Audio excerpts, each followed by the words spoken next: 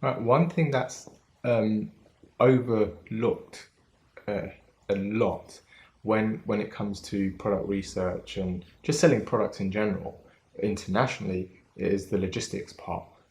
When you find a product or you've got a really good combination, you've got a great marketing campaign, and you're able to start scaling, um, chances are, for the majority of you, you're starting off with I don't know, Aliexpress or Oberlo or some kind of platform where um, you don't even know who's supplying the products to you, or you don't have a really good communication platform where you can speak to your supplier directly, and that causes quite a lot of potential issues. So before you get to that point, even when you're actually looking for products to market, one of the biggest things that you should be concentrating on is the logistics. So looking at a product, is it going to be long-term wise, is it going to work if you transition over to a fulfillment company?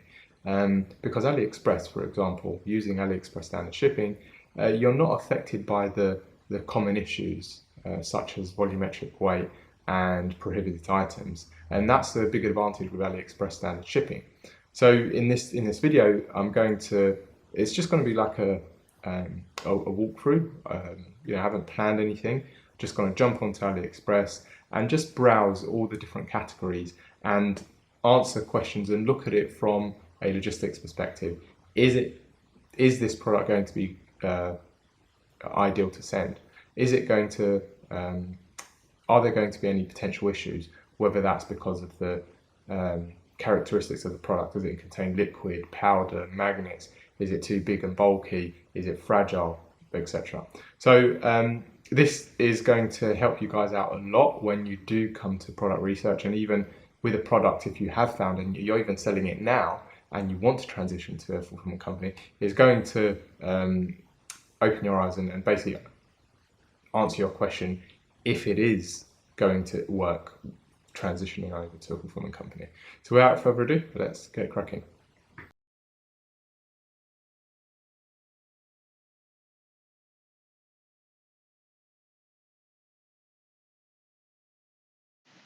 All right, here we go. So what I've done is opened a tab for each of these categories from start to finish, and I'll just be quickly going over from a logistics perspective what issues there could be or may be.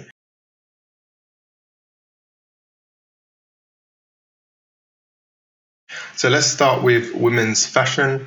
The majority are going to be clothes. It's pretty much common sense that although, the product itself isn't going to be an issue sending, it's the sizing that will become a really big issue with dropshipping, simply because naturally the return rate of clothing is so much higher than another product for the obvious reason of returns and sizing. So for example, for every 10 customer that places an order, maybe they get their own sizing wrong or order an incorrect product and want to return it. Or it could be that the sizing chart is completely off. For example, if we go into this product here, they should have a sizing chart. These might be okay. So it's one size. So the one size items aren't too bad. There's no small, medium, large. It's just one size fits all. Something like this, and as long as you clearly state it on your website, you should have minimal returns, unless of course there's quality issues. Whereas if we go to another product, so I'm guessing something like this should have sizing, small, medium, large. There should be a size chart here. Even though you clearly state the sizing of each dimension, there's still going to be customers that don't like it or it doesn't fit for some reason, no matter how clear you are. That's just the way it works with clothing and shoes and textiles. But not only this, what you need to take into consideration when you are selling items, or even just scouting to see potential good selling products, is that what you want to keep in mind is you're not always going to be on AliExpress. So if it does turn into a really successful campaign, you're obviously going to transition to a fulfillment company or agent to manage everything for you. So your stock and your products are most likely going to change. It's highly unlikely that your supplier or your agent, rather, fulfillment company, is going to find the exact same supplier as what you've been dealing with. So, this particular vendor on AliExpress Naughty Kisses store, they may have a Chinese wholesale website, or they may not. They may just be a very small vendor. So either way, as I said, it's highly unlikely you're going to get the exact same quality, the exact same sizing of the exact same product. So you're going to then have to change all of your sizing on your store, and also make sure that the sizing matches the sizing chart of what the new supplier is. And that's something that has to be done between you and your fulfillment company and agent. So you have to bear this in mind with clothing items. But I mean, overall, we do have clients that are very successful with dropshipping clothing and textiles and shoes, and the main reason being is they're very tight on this, and they're very clear. Even though they've got thousands of SKUs, they're very clear on their website. They're very clear on their website with sizing charts, and they've got a really good return policy. But when you're first starting out, you don't have the luxury of offering a return policy, particularly when you're sending to or selling to lots of different countries. So for us, for example, we do have the options of returning to a US, UK, or Canadian warehouse, so that if your customers didn't like the item for some reason, or ordered the wrong size, they can return it domestically. They don't have to send it all the way back to China.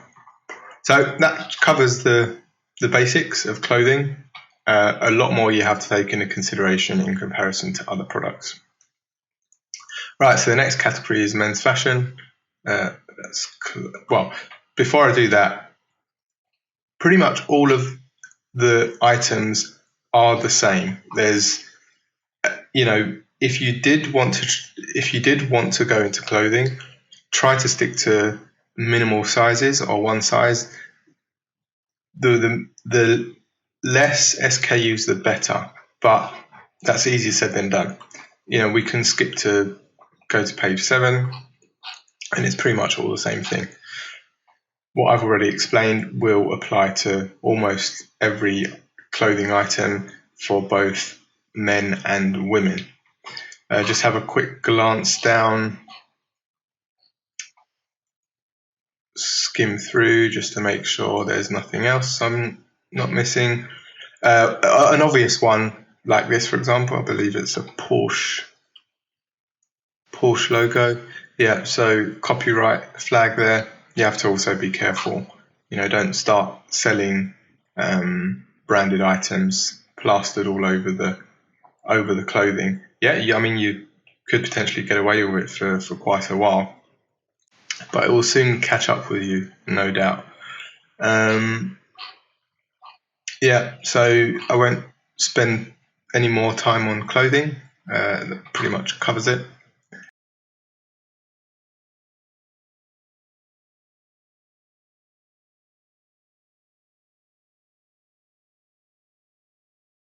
Now let's go to phones and communication.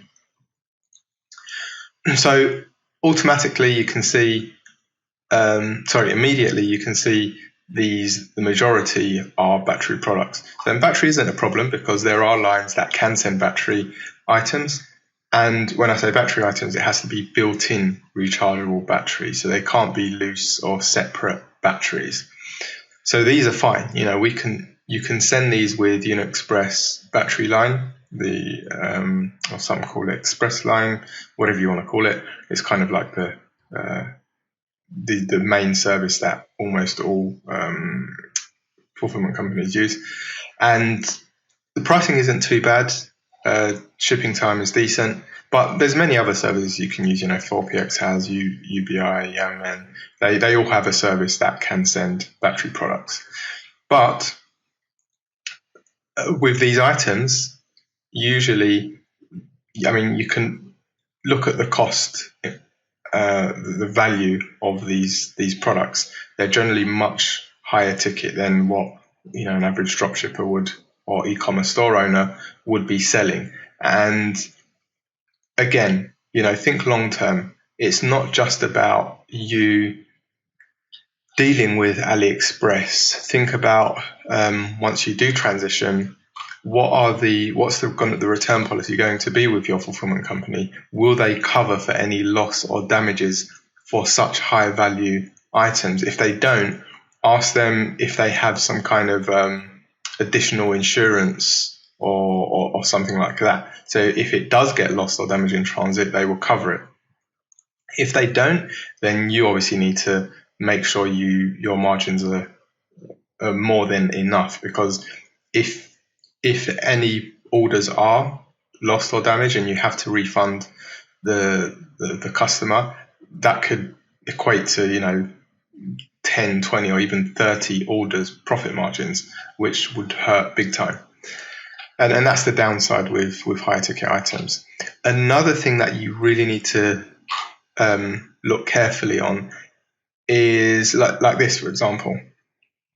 It's got a USB charging feature, so it's kind of like a power bank, and that cannot be sent via battery lines. It may sound confusing, but if it's a power bank, it's not classed as a battery product. It's because it has its own charging ability and it's of higher current.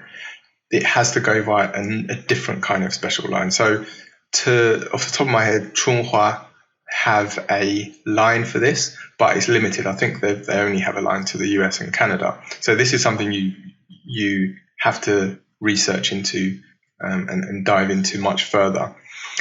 And one kind of telltale sign of if it's going to be problematic shipping is to check AliExpress, check the shipping services in AliExpress. So looking at this, you can see they only have 3 shipping options. We can write this off because there's no way you're going to be sending an expensive item untracked.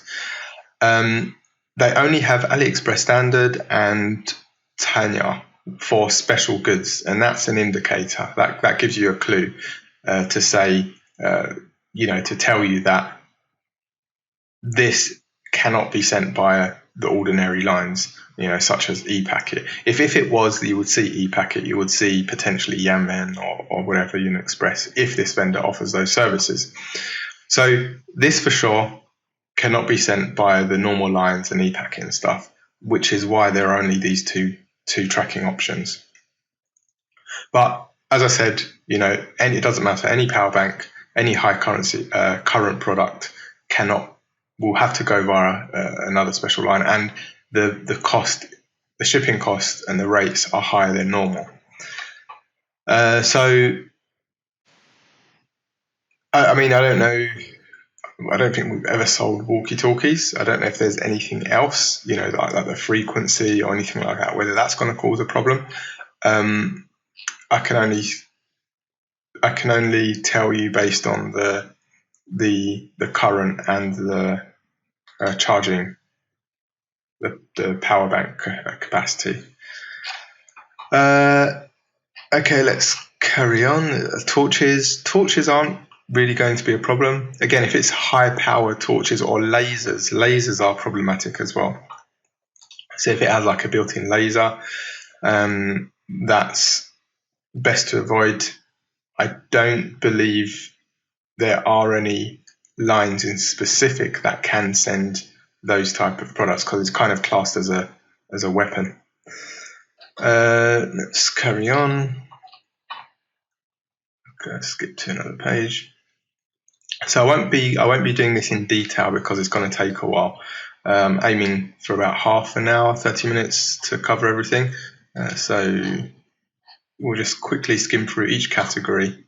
And if there's anything in particular that you want me to review, or you see something that I've passed and you're interested in the feedback or kind of the likelihood of the shipping being not being an issue, then leave a comment and I'll be happy to look into it. So as you can see, these batteries on their own are going to be problematic. Let's, out of interest, see what shipping options there are. So yeah, as you can see, it's just an unknown, untracked shipping method. So ignore those. Fiber optic. Okay, I think we can leave it there and carry on before it drags on too long.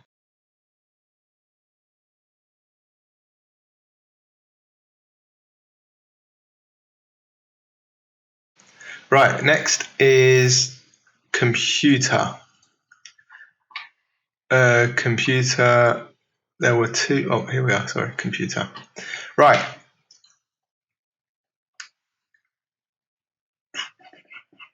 Let's have a look. Most of these are fine. Not really going to be an issue.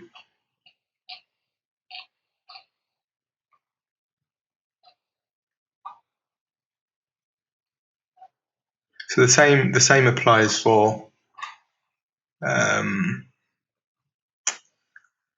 ticket items. That's across the board. It's not specific to any niche. Just bear in mind in the future if it's going to be covered, if it's lost, etc.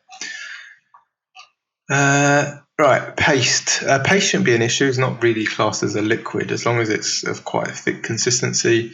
You shouldn't have any issues sending that. Glass screen protectors, of course, easily damaged, but they usually pack pretty well. So I don't think you're going to have much of an issue. Let's carry on. Haven't really seen anything obviously problematic with shipping yet.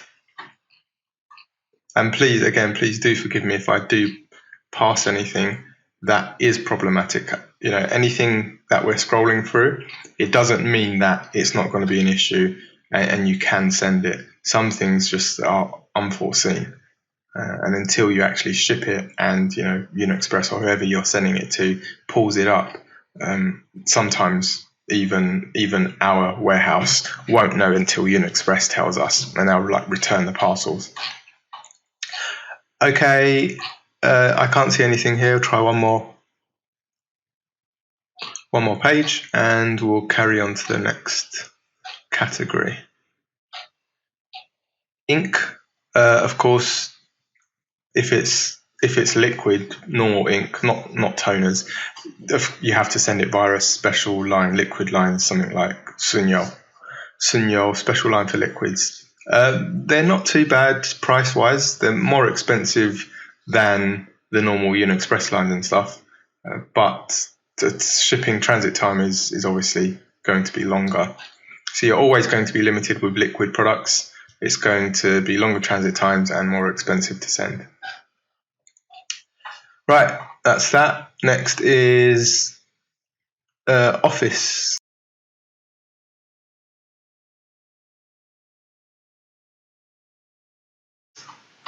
Office, yeah, liquid, forget that. Scissors. Scissors, depending on the length of the actual blade itself, you have to be careful.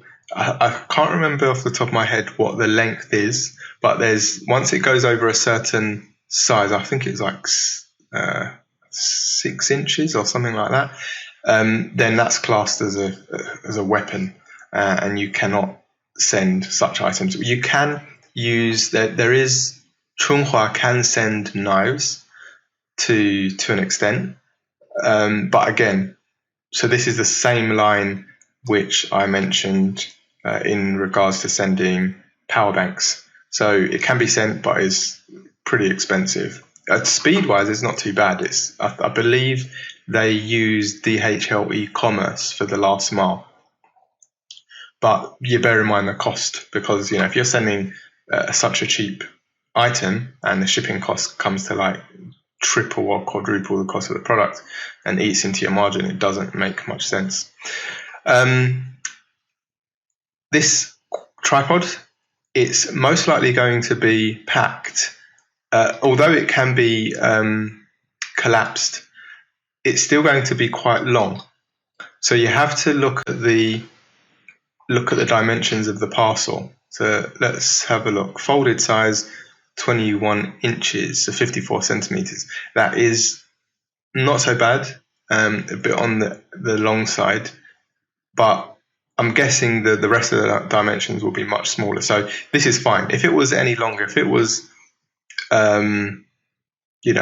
more than 60 centimeters and the other sides were quite large as well, there would be a limitation to the actual parcel itself. But this isn't an issue. So yeah, any oversized or extra long parcels or products, so every cross-border e-commerce parcel service has a limitation of not only total dimensions but also length.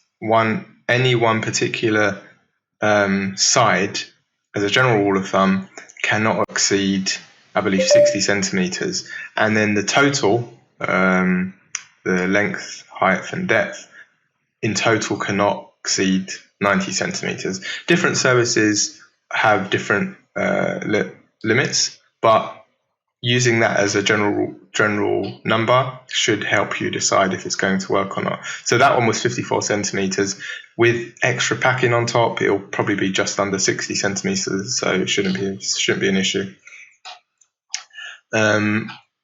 Okay, no issues so far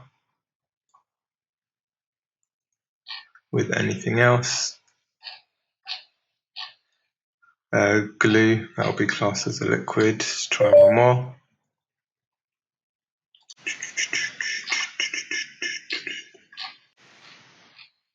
Okay, we'll carry on to the next one.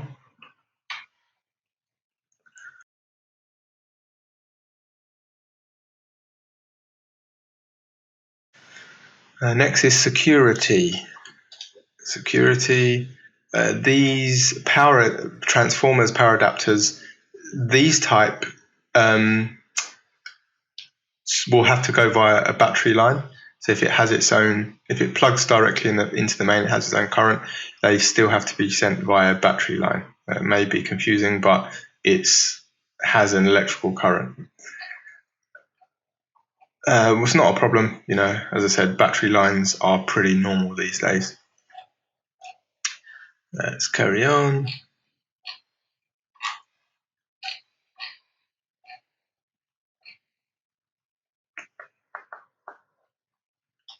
This should, again, depending on how long the blade is, you'll be limited to which services you can use to send.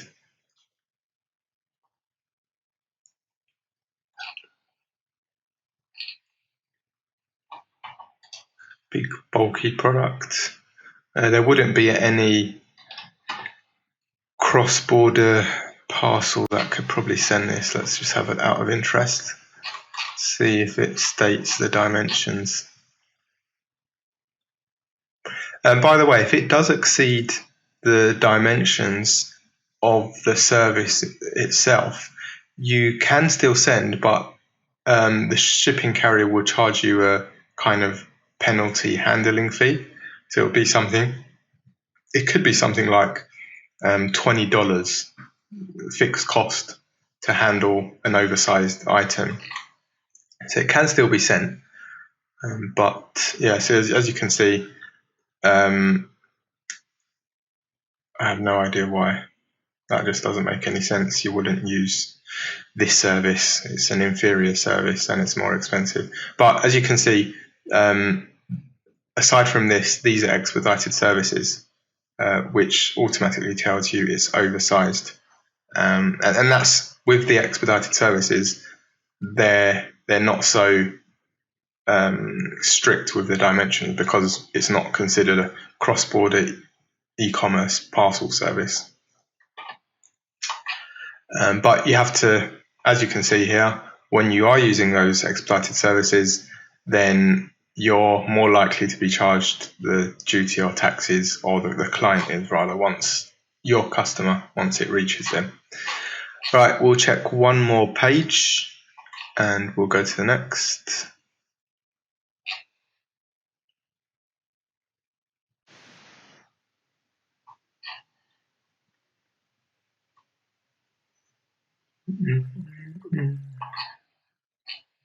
Excuse my humming. No,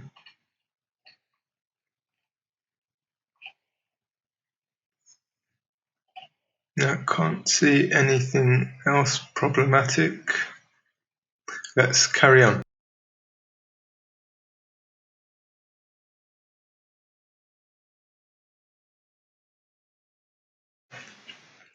Next is consumer electronics.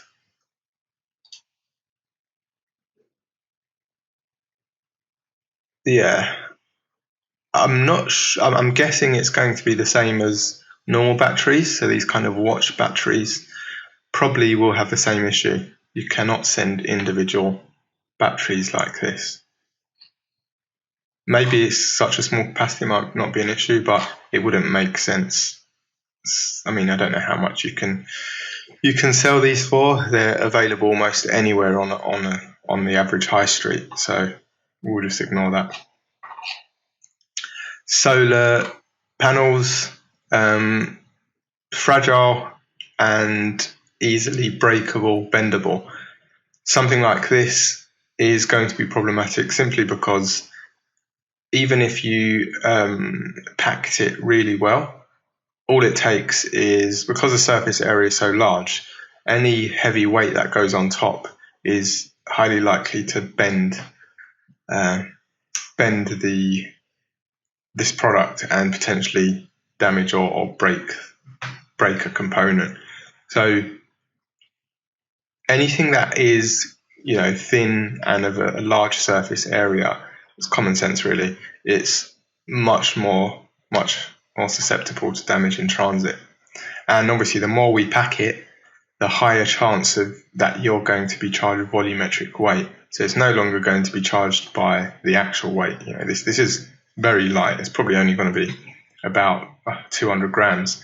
But if we pack it to the point where it's so bulky and large, then the shipping carrier is going to start charging you based on the size, not the actual weight. So 200 grams may turn into something like 2 kilograms. So in order for this to be pack safe, we might have to pack it into something like a shoebox size with loads of peanut foam or air bubble wraps and stuff like that. And by the time you do that, it's just not worth it.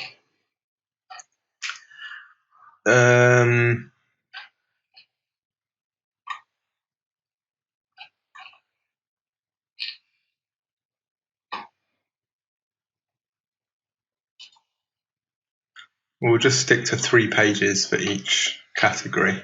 Keep it to a minimum. Pokemon, potential copyright there.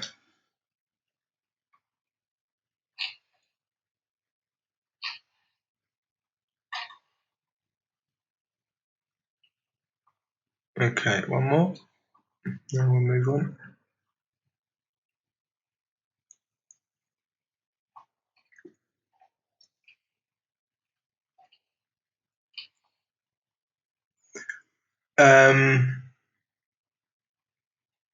You need to keep an eye. So this could be classed. Let's have a look at this actually and see what is being sold.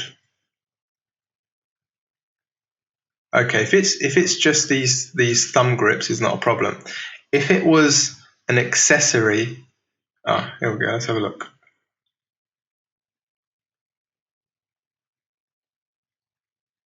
Oh, it's the whole thing. This could potentially be, even though it's just for a game and it's a kind of obviously nothing to do with a firearm, physical firearm.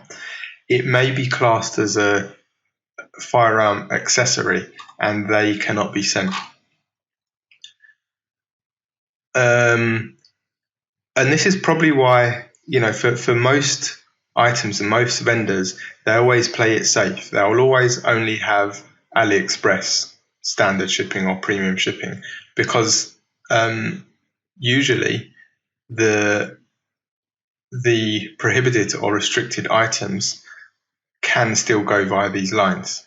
And I'm not sure why. I'm sure AliExpress has, even though it's stated as AliExpress standard shipping or premium shipping across the board, they obviously separate all of the shipments in different consignments. Some go on cargo planes, some go on special freight or whatever. So that if it is a flammable or if it is a liquid product, whatever, they will go on separate planes. So keep that in mind. So just to reiterate, any gun accessories or weapon accessories cannot be sent. Again, don't get me wrong, you can use ePacket or similar services, and it's just out of luck that it will go through. But if the shipping carrier notices or finds out you are sending such items, they'll reject it or dispose of it. Okay, let's carry on. We're crossing the half an hour point any minute now, so let's speed it up a bit. All right, close.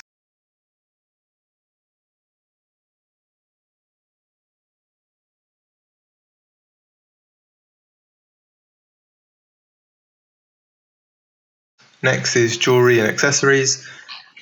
Jewelry and accessories, pretty much no issue. Jewelry and accessories, pretty much no issue here. Most of the stuff that is being sold is pretty inexpensive. Some e-commerce store owners will sell customized or DIY products and even offer different kind of materials for the higher end and luxury items. But otherwise, you're not going to run into any issues sending these. And they're ideal really because they're so small and light that the shipping costs are minimal in comparison to other type of products.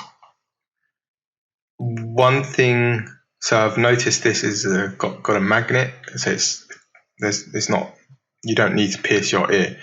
Magnets also need to go via a special line. Something like WSE, PostNL, they can send magnets, but not of extremely high strength. Something as small as this, you should be able to get away with a standard service. But like a magnet, like fridge magnets, for example, that would be detected. So you wouldn't be able to use Aliexpress or the other normal services, ePacket, to send magnetized products.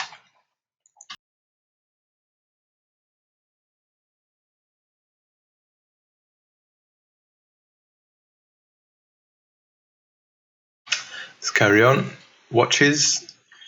Watches, of course, they're going to be classed as a battery product. Not a huge issue.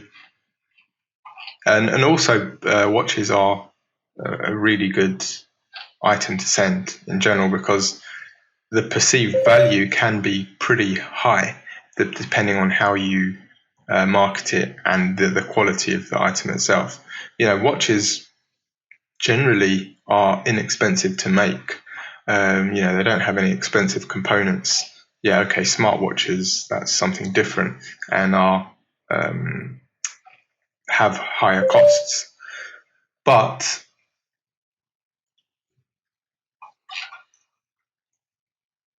so yeah, most watches can be sold much higher than the actual costs, and especially if you use a really nice kind of luxurious box or packaging, it just increases the perceived value even more and customer experience. I'll just check one more because I don't think we're going to see anything that's going to be problematic in this niche. Yeah, let's carry on.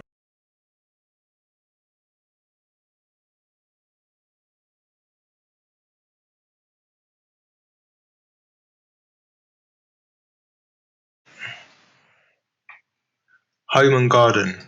Home and garden, you would usually associate that with large, bulky items. For example, furniture or appliances and stuff like that. But of course, you're not going to be drop shipping anything like that from internationally because the shipping cost will just be ridiculous. So let's have a look for any of the smaller items which are going to be problematic. Let's see what this is. Sponge magic. Is it a sponge? Oh, it's a sponge. That's fine. Yeah, that's fine.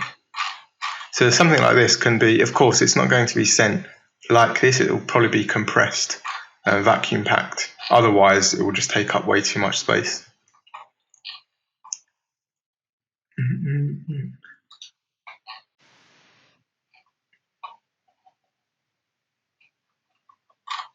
These balls, kind of like when you go to take your child or the kids to an activity or play centre. Oh no, these are fluffy balls. What I thought they were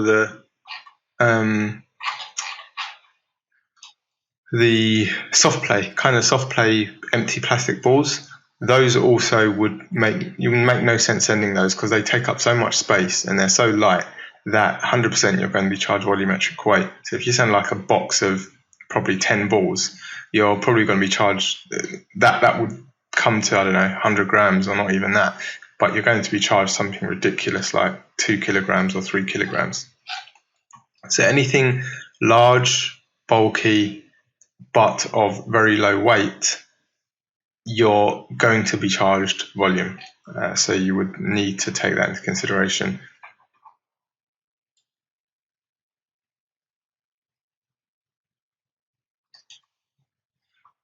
I'm way past the days of product research and taking time looking into products. I stopped doing that a long time ago. So I don't have the necessary knowledge or skill set to advise on which products are going to sell well or have potential, unfortunately. So try not to ask me those questions. Right.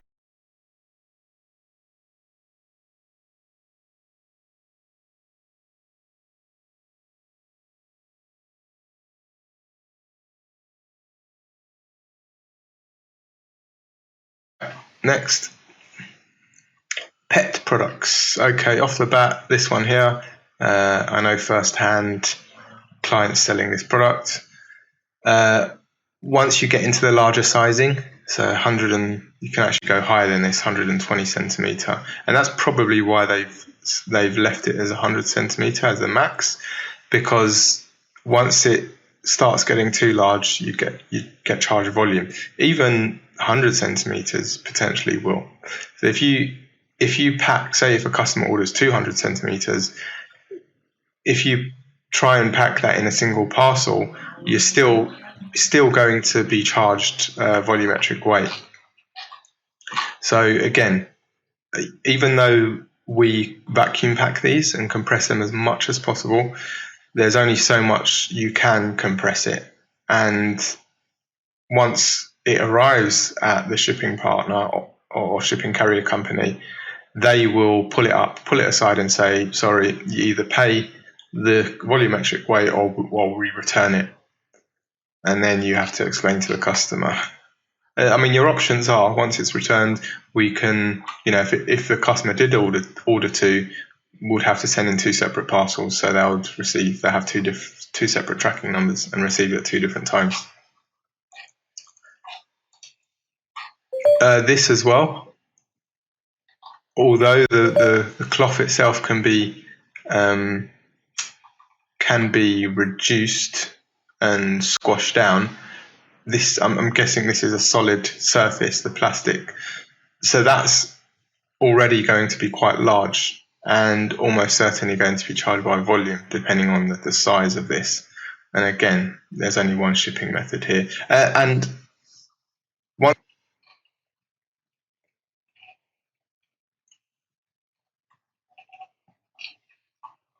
Okay, nothing glaringly obvious here. That's problematic.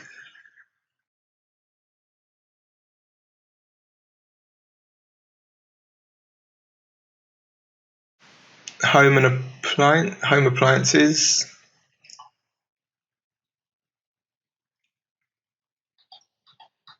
This kettle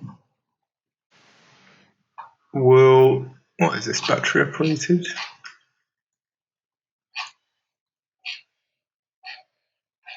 Yeah, I'm kind of. I think this is going to be problematic because it's very high wattage and high current. So I very much doubt a battery line can send this. It might have to go with something like Chunghua. Just to get an idea, let's see. Yeah, cannot be delivered to the US. Oh no, sorry. Selected Australia. Oh, there's quite a few different shipping options. Well, you've got here special goods. So yeah, I'm inclined to say this is going to be problematic. These small rechargeable things, shavers, not a problem. They don't take huge current.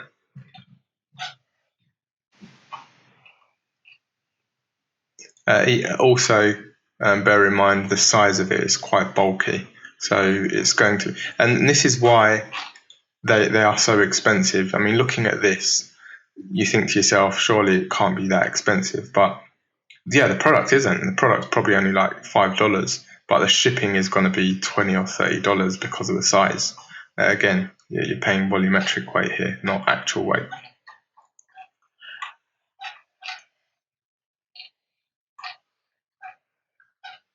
So if you do find, just as a kind of general advice, if you do find a product such as that has really great potential or is selling really well, and there is a restrictive element, so whether it's the battery or whatever, you can always try and look for the same product or similar product that has a batteryless option. So removable batteries, like double AA or something like that. So you can send the product itself, and then the customer would have to use their own batteries once they receive it. They'll have to go and purchase a set of batteries.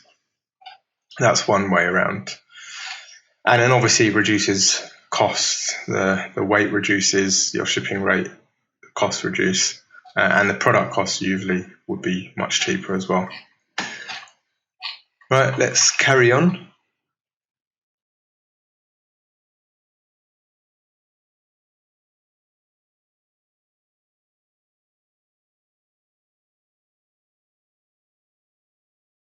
Quite a few pages to go. I think I'm going to be about an hour in this call, in this video.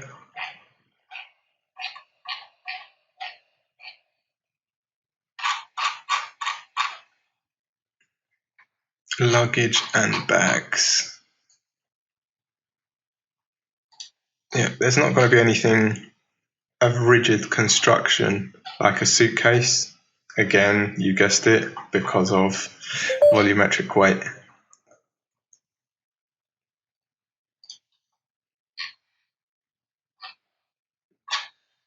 Okay, nothing here. This all look fine.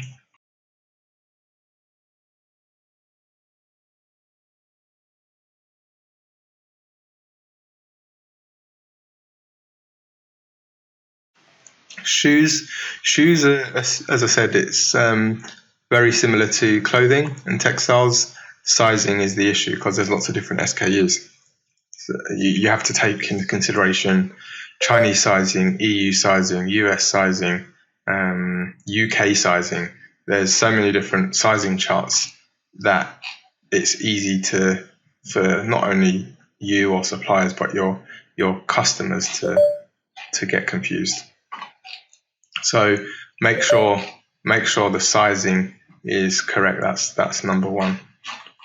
And again, naturally, probably not as much. Well, actually, probably equally as much, because not only if the sizing is off, you have to consider the width and of the shoe and the way it's actually been made, because some might be long enough, but in the midsection it might be too tight, or maybe the heel is poking into their feet or foot or whatever.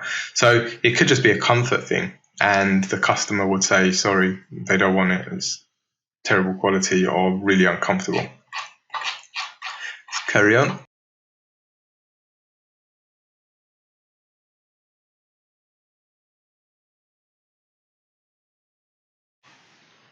Toys and hobbies.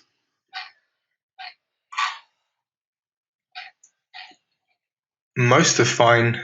You just need to consider, if it's like baby related, then you obviously want to make sure you're selling a quality item.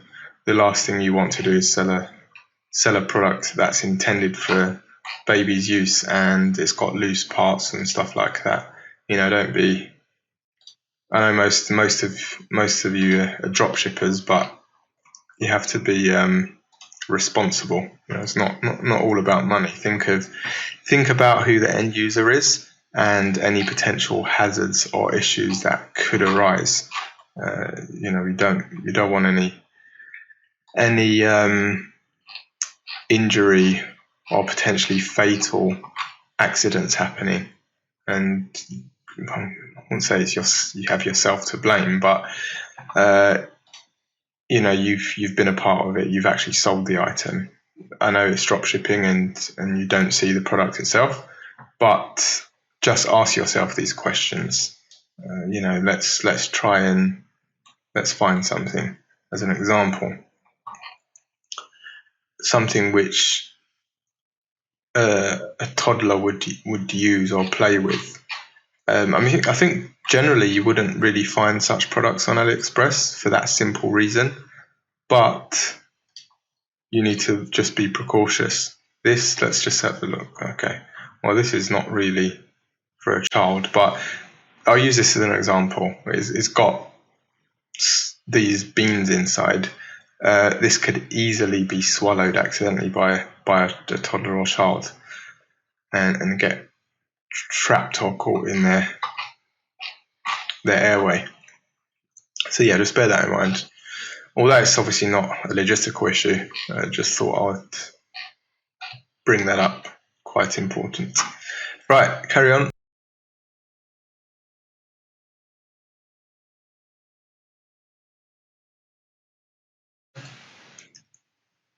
Mother and kids.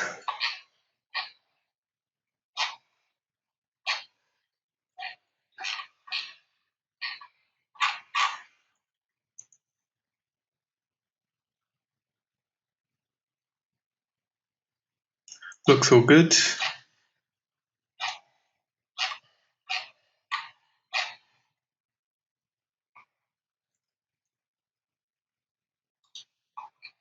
Mostly clothing. No, nothing here problematic from what I can see.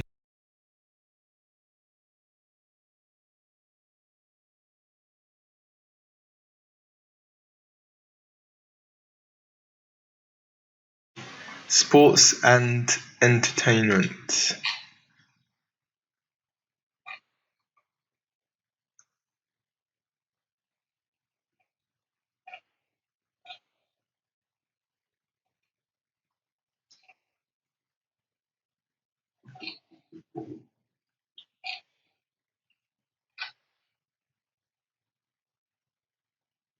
Let's have a look. What's this? Mini stove. Oh wow, that looks pretty cool. But yeah, this will be considered as a lighter, so you wouldn't be able to send such an item. Yeah, all of these are prohibited goods, and as you can see here, you can only send it via Ali Standard or the expensive EMS. I'm actually quite surprised they can use EMS as well, because I don't believe we would be able to send it via EMS. Yeah, so avoid these. Again, you might be able to squeeze some through by luck, but no shipping service provider will accept them. Yeah, so when you're coming to like camping goods and stuff like that, knives, gas burners, accessories, gun accessories and stuff like that, it's a big no-no. Although it doesn't have any gas in it, it's the combined the flint and the capability of generating sparks or fire. Yeah, this as well, laser pointers.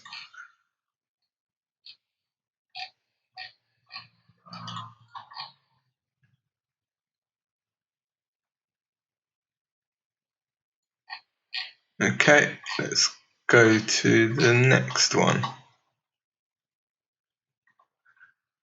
Beauty, health and beauty, or beauty and health.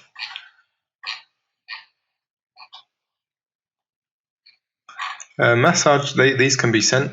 It's not of huge capacity, but the size of it, some of them come in large packaging. So the gun itself may not seem that big, but the box itself is quite large. And then after the final external packaging is put on, it can be pretty big. So, and even though this is quite heavy, there is still a possibility of volumetric weight being charged. Powders cannot be sent, so that's classed as a prohibited item. There are special lines, so Sunya also, along with liquids, usually can send powders, but again, additional cost and longer transit times. So it doesn't matter what the powder is, what color it is, what the consistency is, or how, even like granules and stuff like that will be classed as powders. So they cannot be sent.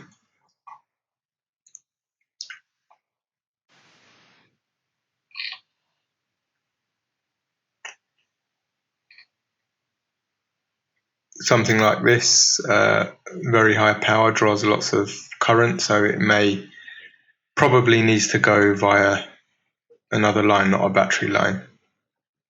Same as this, actually, we had an issue not long ago where the supplier added a USB charging. Yeah, this is rechargeable, but they offered the manufacturer added a feature where it turned it into a charged power bank. And what happened was, all of a sudden, Aliexpress contacted us, said, we've got like hundreds of orders here. Sorry, we can't send them because it's a power bank. I said, no, it's not a power bank. It's a hair curler. And they literally showed us a video. They plugged in an item, a phone, I believe it was, directly to this, and it started charging the phone. There was nothing we could say, really. So they all had to be returned. We had to repack them and send them with a more expensive service. And something like this, unforeseen issues, can lose you a lot of money.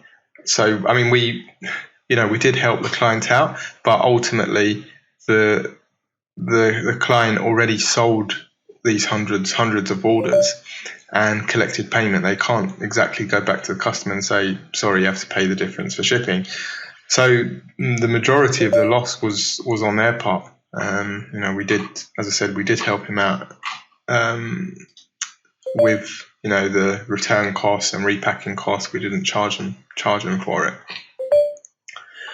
but sometimes in dropshipping these things happen. So cream, again, as long as it's not too loose of consistency, it should be fine. Anything that, cream, gel is usually fine. When it starting like to get runny, that's when it's going to be classed as liquid and you can't send it. Well, you can't send via the normal lines.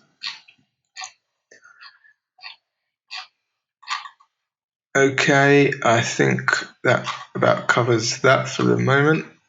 Let's carry on.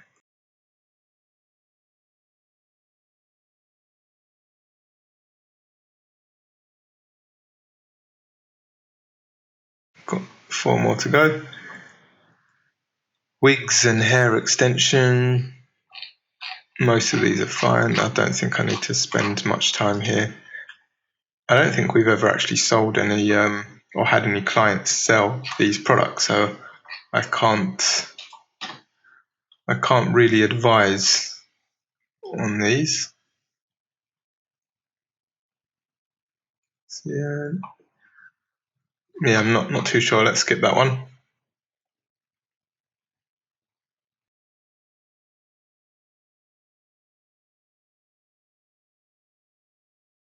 Automotive vehicles and motorcycles.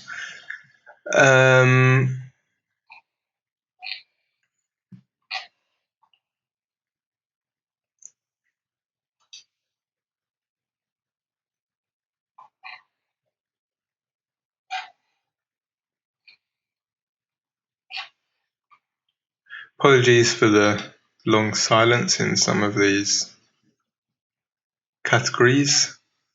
Just not very great at multitasking.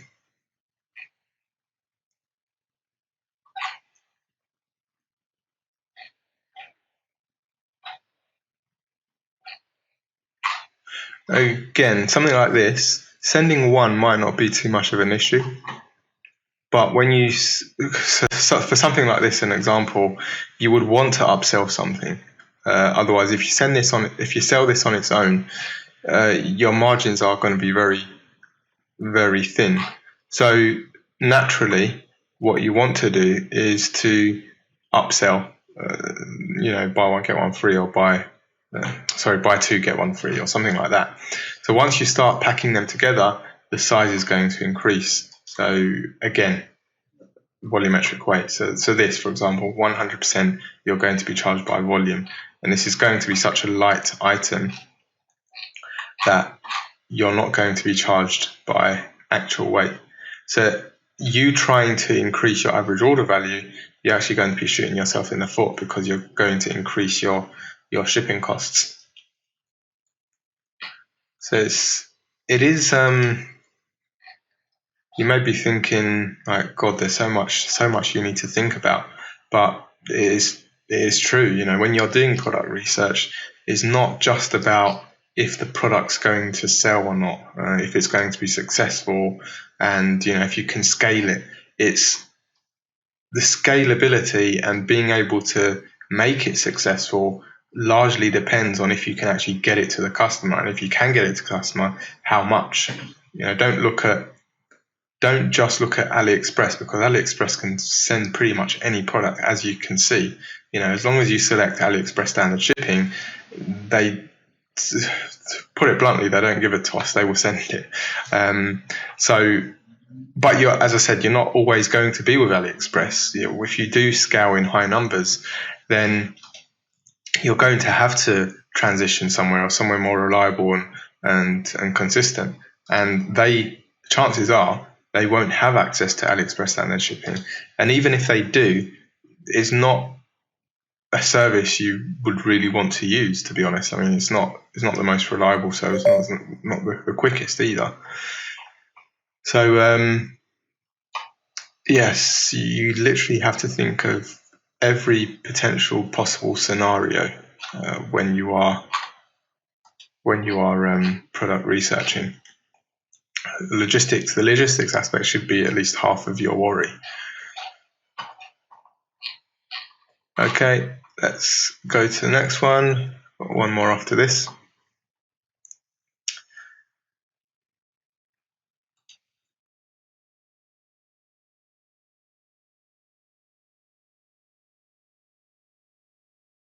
Which is home improvement glue. Yeah, that's going to be a liquid.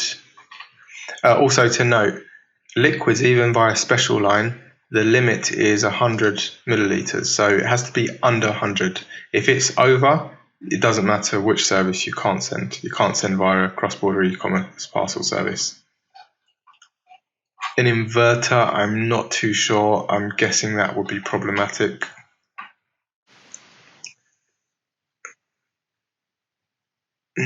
Well, just looking at the size alone, it looks like it's going to be problematic. But yeah, most likely have to go via Chunghua.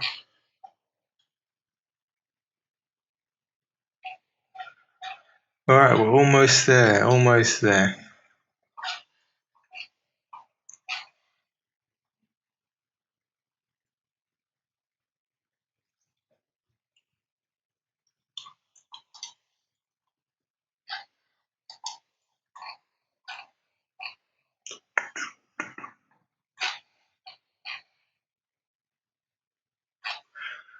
Right, nothing else I can see really. Hold on, let's go back. What's this?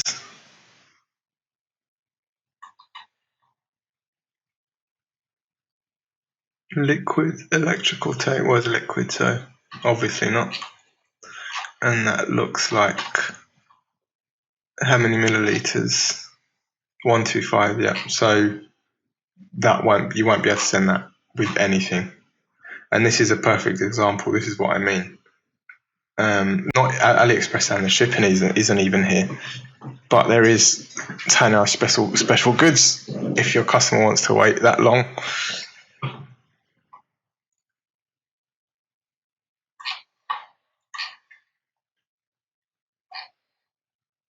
Okay, let's go to the last one.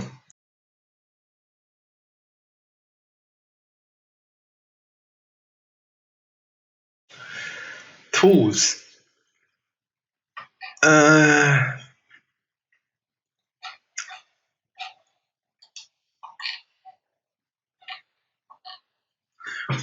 guessing there'll no doubt be some knives or something like that here, which I've already explained, or sharp pointy objects, which will be classed as knives.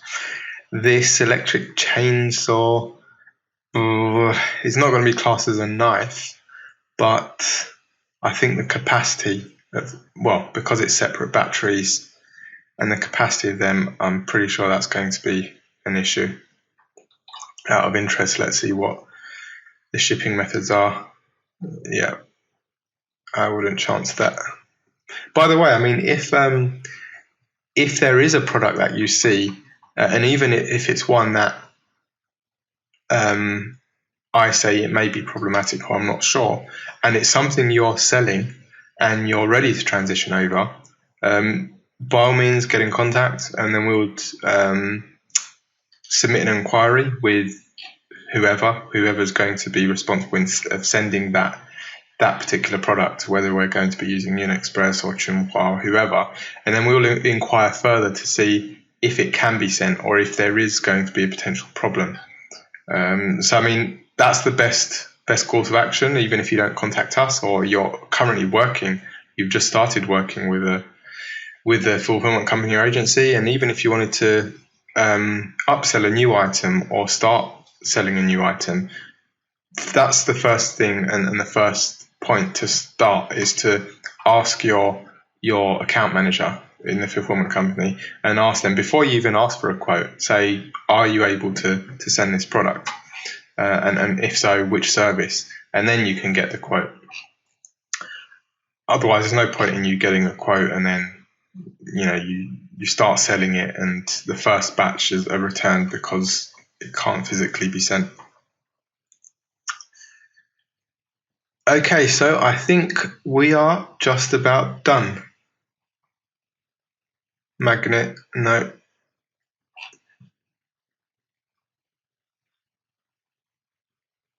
Probably not. Okay, so that's a wrap. Again, longer, double the time than I was expecting. Hopefully it wasn't so boring, but I just wanted to try and emulate what some of you guys do in terms of just browsing products and deciding which product to go for, and just opening your eyes and adding that extra check, other than if this product's going to do good, is it going to be a problem scaling from a logistics perspective? So thank you very much for watching. If you haven't subscribed, please do, and hopefully I'll be releasing another video next week. So until then, take care and see you next time.